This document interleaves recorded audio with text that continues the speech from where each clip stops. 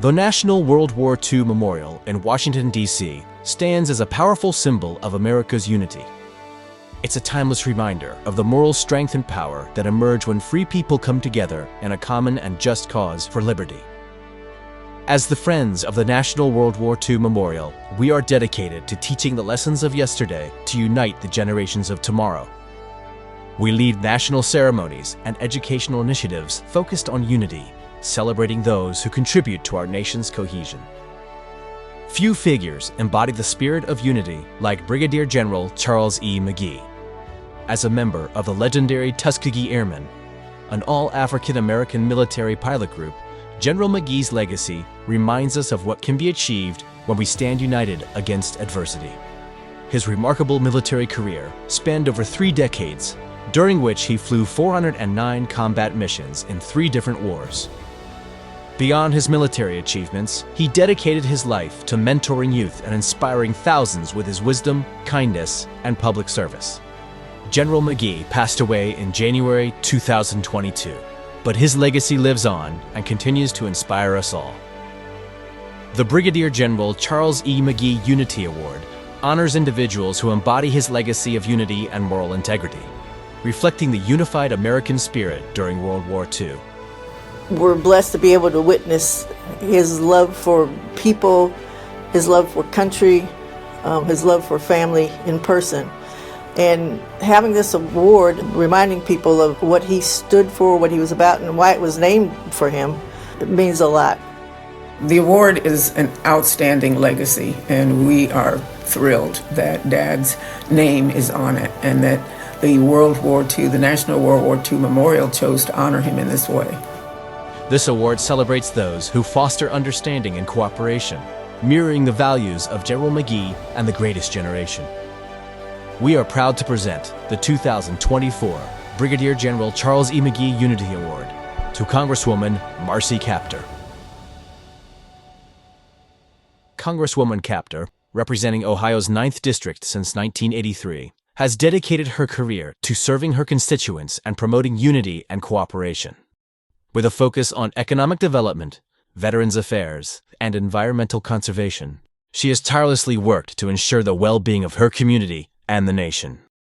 Recognizing the need for a national tribute to World War II veterans, Kaptur introduced legislation in 1987 to create a memorial in Washington, D.C. I couldn't believe that there was no World War II memorial in Washington, D.C. For a long time, I thought that there was. I thought it was Iwo Jima. And then I went to a township trustees fish fry in Jerusalem Township, Ohio, in my home county of Lucas. And a gentleman yelled at me, a township trustee from Berkey, Ohio, asking me, "Congresswoman Kaptur, why is there no World War II memorial in Washington, D.C.? And he shouted this over a very large crowd. He obviously wanted everyone to hear it. And I said, "Well, I think there is." And he goes, "Oh, yeah, what is it?" And I said, "Iwo Jima." He said, "Wrong." He said, "That's to one service in one battle."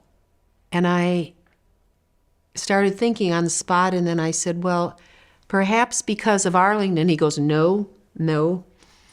And we became very good friends, Roger Durbin and I. He had been in the Army and Tank Command and fought at the Battle of St. Lo, which was a deadly conflict. But he traveled around the world and seen other memorials, and he couldn't understand why there was no place that he could bring his grandchildren. Her persistent advocacy and dedication were crucial in rallying support from both Congress and the public. Her leadership culminated in the passage of the World War II Memorial Act, which authorized the memorial's creation in 1993. Her involvement extended beyond the legislation's passage. She actively participated in the planning and design phases to ensure the memorial appropriately reflected the war's significance and the diverse experiences of those who served. We began in 1987. I introduced the first bill, thinking we could have it done in a couple years, because everyone I talked to, every audience I went out to, they all applauded, they wanted this, and I thought it would be easy. That was a misconception. And it took us from 1987, with the first bill being introduced, until 2004. 3 presidents, and we had at least 6 Congresses involved in that. And if we'd pass it in the House, the Senate wouldn't pass it. we'd have to pass it again. We're put before 3 committees. I finally got 2 committee chairmen to discharge the bill to 1 committee where we could move the bill. But every month that ticked by, we were losing thousands and thousands of veterans. And even Roger Durbin did not live to see the final memorial dedicated. He was there when we dug the ground and we baptized the site as they began to build. He was there for that. But closure that site has offered to the veterans who fought and their families is priceless. The memorial was dedicated on the National Mall in 2004 and has since welcomed over 100 million visitors. Beyond her legislative efforts, she has remained committed to teaching the lessons of the war and promoting the values of unity and cooperation. It was just a great generation, and what they created is ours to carry forward and to understand the threats to our liberty. They had a real sense of that. They'd seen the world. These wonderful people who gave so much to our communities, to their families, to the country. They were absolutely unselfish. And people, I think the word greatest is thrown around. There's no question what they did was world-changing. Through her legislative and community efforts, Marcy Kaptur has fostered bipartisan cooperation, emphasizing unity and common ground in governance. Her role in the creation and promotion of the National World War II Memorial highlights her dedication to honoring the past while fostering a spirit of unity and understanding for the future. I personally believe very much in national service, whether it's in the military, whether it's in the civilian corps, the climate corps, whether it's in the reserves, whether it's at the Department of Interior caring for our parks. I believe very much in going beyond yourself and your own set of narrow interests for the sake of the nation. I think that is what full citizenship is about.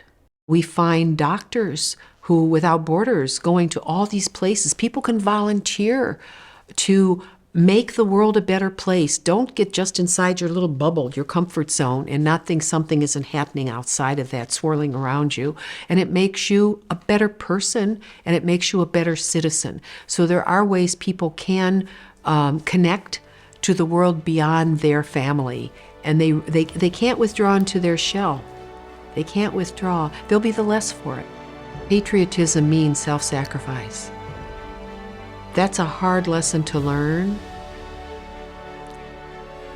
but anything great that's ever accomplished requires sacrifice. I know that my father would have been very excited that Representative Kaptur is receiving this award. Her contributions have been tremendous. They're enormous, not only in the creation of the memorial, but also the sustaining of the memorial for generations to come. Unity is our strength. Division is our enemy. We must learn how to compromise. We have to find the big middle. I am so deeply honored to receive the Unity Award, not for myself, but on behalf of all those citizens who sacrificed and who dreamed of having a strong country and being able to raise their families in a peaceful world. I accept it on behalf of them.